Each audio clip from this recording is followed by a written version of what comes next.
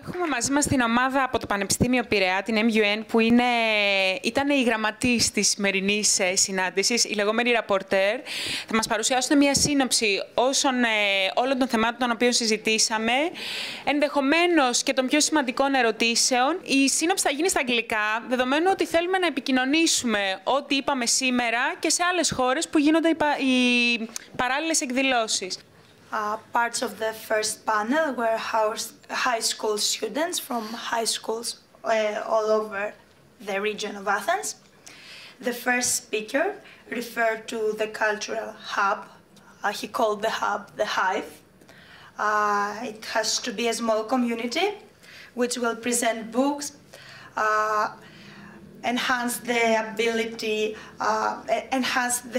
ability to discuss between the members of the hub, and as well invite writers and poets to introduce their work to the members. Moreover, they will introduce some writing seminars, some music also classes, and graffiti classes. The point is to help each other, to enhance the sense of solidarity between the members of the hub. And also he mentioned that this action, it's for free.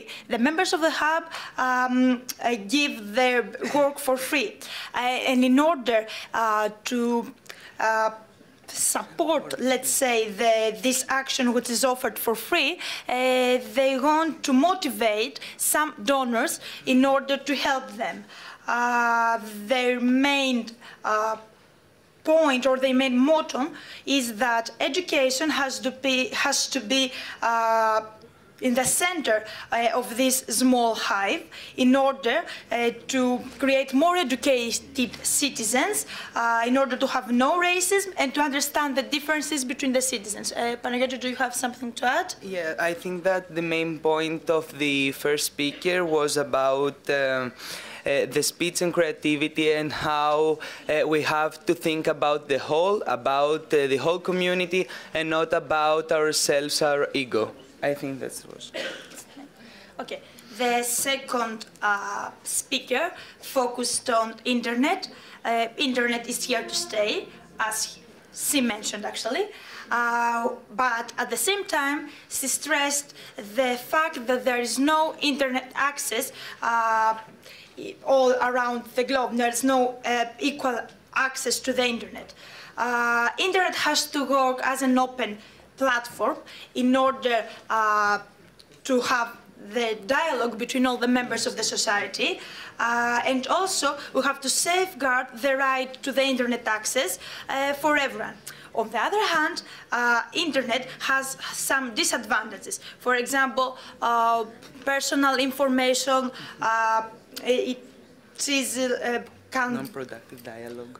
Exactly. Well, this is stressed also the disadvantages that sometimes using social media is negative for the promotion of the dialogue, and at the same time we have to be careful regarding spreading out our personal information.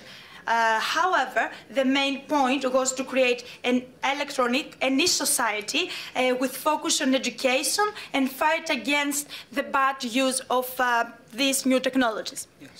Okay, I think I'm covered at all. Okay. The third speaker, the topic of the third speaker was the education and the reforms that we have to introduce. So, education has to be based on art, some exchange programs which should also promote the creativity of the students, and also the exchange of students in order to visit the rest of European countries and learn about the way their educational system works, and at the same time learn how the Greek system can be changed in order to be better, more productive and better. At the same time, we have to create a school network, communicate with the rest of the European countries, and use some alternative techniques like simulation, like MUNs, which is the Model United Nations, and of course the Greek school has to be open to the rest of Europe. Okay. Also, I think that it's very reasonable to talk about education and art. I think that the third speaker has focused on education and how to express ourselves, and especially students in a school level, through some artistic ways in school, and with new programs and new courses. I think that. Okay. Yeah, I think that we covered the third speaker. We hope that we covered the third speaker, that we summarize the third speaker. So the fourth speech was on refugees, actually, and on asylum seekers at the same time. The main motto was that we have to behave like we are all refugees. Refugees come to our country because of war, and because war industries want to sell their guns, and because of ISIS in Syria and Middle East. The speaker proposed a couple of solutions, like the equal division of the numbers of refugees all around Europe, but also at the Americas and also Canada, and mainly Canada and the US, not Latin America. Refugees should have the right to work, and also he mentioned two examples, the examples of Einstein and Seferis, who are refugees. Also, cultural exchanges at school should be a way in order to educate students and accept the different citizens all around the world. And also the cultural exchanges are a way to spread the European values of democracy, justice, human rights and solidarity. Yes, I think that the main part of this speech was about the solutions, short-term and long-term solutions upon this problem, and also about the distribution of the societies, how to integrate the refugees and the European and the other citizens of the world with their cultural identities. Okay. And finally, the fifth speaker talked about the European integration and stressed the need of more integration. Nowadays, we have only seen the effects of the economic integration, so we have to promote, let's say, the European leaders have to promote the political integration. He stressed also the idea of a united and integrated Europe, and also he referred to the idea of creating a federal European state, like the fathers of the European Union have introduced. All over Europe, Europeans are characterized because of their common European identity, and also focus should be placed on the education of young citizens, and also on the European culture and history. And the school, the European school should be the heart, let's say, of these chains in order to promote education as the key to achieve more integration. Okay, thank you.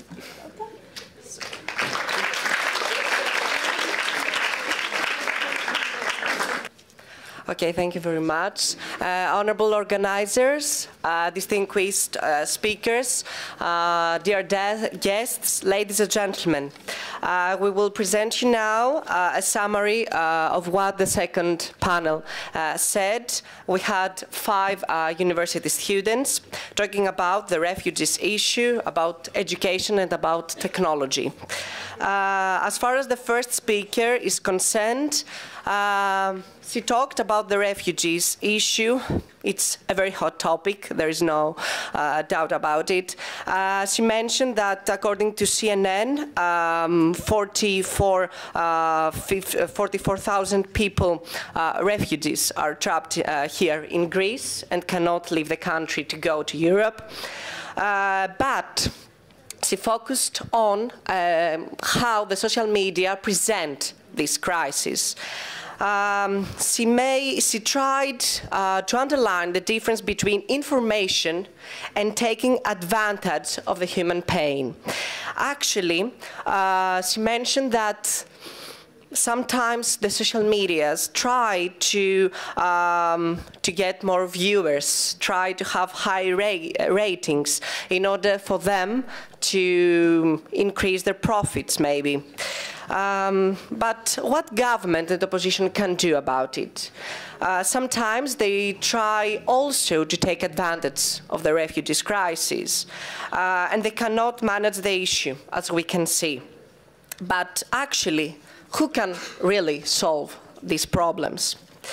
The two inspirations of the first speaker were Lili Houliaraki's book, The Spectatorship of Suffering, and a quote made by Benjamin, who said that we should care about the aestheticization of politics and not about the politicizing of the aesthetics.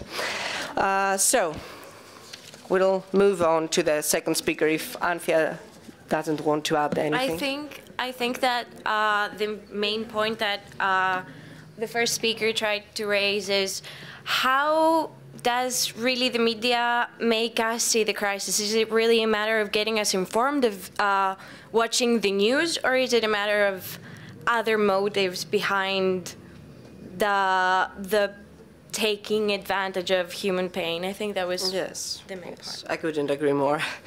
Okay, now the second speaker talked about intuition. What's that? Actually, it is a person's skill to feel other people's problems, because we live in the 21st century, and actually people don't care about collective problems, but they care about personal issues. We should, but what's the meaning of the words? Actually, the second speaker wanted to say that we should live and feel what a word means. We should feel the pain to understand the pain. We should feel the fear to understand it. Problems like war and pollution have no attention. Why? Because we focus on our personal issues against collective issues, maybe. But the solution is to come together. We should care about the world we will leave behind to our children, and this can be done through democracy, maybe. Anthea, do you want? She mainly focused on how it is time now, because we are facing so many different global problems, to maybe leave our ego behind. We were all born and raised in order, we've learned to focus on ourselves way more than we've learned to focus on society. And maybe the problems that we have come to face as a global society are the motivation for us to go back to intuition, to go back to understanding what the other person feels. Yes. Empathy. Thank you. Okay. Thank you. Thank you. Maybe it's time to go back to empathy, to try to understand each other, help each other, create a united force. Thank you. Moving on to the third speaker. To the third speaker, yes. Actually, the third speaker talked about the refugees crisis. Yes. His solution is to end war. Yes. We couldn't agree more, actually. He talked about the which are the responsibilities of the West, and we should focus on refugees and not the problems for the European Union, maybe. Sometimes the refugees issue, actually it's a game between national governments and opposition who try to attract attention, maybe. We see far-right parties and extremists rising here in Europe. And he pointed out two things. First of all, that many countries close their borders, and we see that here in Greece, where refugees cannot leave the country because other countries have already closed their borders. And he mentioned also that the third article of the Geneva Convention is violated by the European Union. We should not forget that 90% of people who come here to Greece, 90% of them are refugees and only 10% are just immigrants. So we have to take some measures to help these people. We should protect them, and we should control which are, who are refugees and who are not inside their country. We should open the Balkan road, and we should provide aid to all refugees, and actually we should provide residence for all of them. And now we move to the fourth speaker, because we're out of time maybe. The fourth speaker talked about education, and more precisely about modern history and how school students learn modern history. Actually, nowadays, we see that students try to learn history by heart, but not deeply. What are the consequences and the changes of history? No one knows, because we just care about the time. We just care about the people, and we don't care about what happened and what changed. Actually, it's not a quote made by the speaker, but I would like to use it. Those who don't remember the past are condemned to repeat it. That's what the fourth speaker wanted to say. She mentioned the civil war here in Greece, and she said that many countries are afraid of, telling stories about it.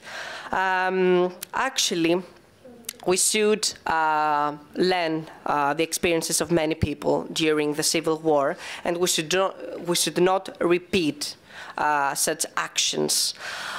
It's a very hot topic since I think the essence of what the fourth speaker was trying to say is that maybe it's time for us to stop viewing history as its simple facts, something that happened somewhere, somewhen, to some people. It's time to start seeing what the actual consequences in a society were. What happened in the civil war in Greece? Ask your great-granddad, ask your granddad. It's a matter of understanding the mistakes and learning not how to cope with what is happening now in an easier way, but trying to avoid the mistakes of the past. Exactly. And that is a matter of interactive learning and not learning by heart. Nobody cares when a convention was actually signed. We all care about what happened next. And now moving on to the fifth speaker. Yes, actually I wanted to add that, yes, what Anthea said, we should correct these mistakes. We should not just, mentioning them. The fifth speaker talked about technology, and the only thing that I want to remind you is that he said, we're not shooting in the dark, we're shooting where we are seeing. It was something that I couldn't forget, actually, and that's why I'm telling that right now. He said also that there are some models on the internet, because he talked about the internet. These models try to cover the gap caused by the chaos of the web. And actually, if you have... Although it was very hard to understand because there were a lot of technical terms, I will try to do my best, I promise. But the essence of his speech was basically how we have managed through different things and algorithms, okay, to put the information that is out there in the web in order, based on how precise it is, based on how we want to see the information, based on how accurate the information is. It's mostly about the depiction and more systematic organization of the information that is out there, so as to use as life hacks or solutions to actual problems we face in real life in a more efficient way. So a more organized web, we're now facing, and we're now able to browse through life with more efficient solutions. We can find them more organized, I think. No more chaos in the internet, I think. And if there is something else to add. No. Thank you very much.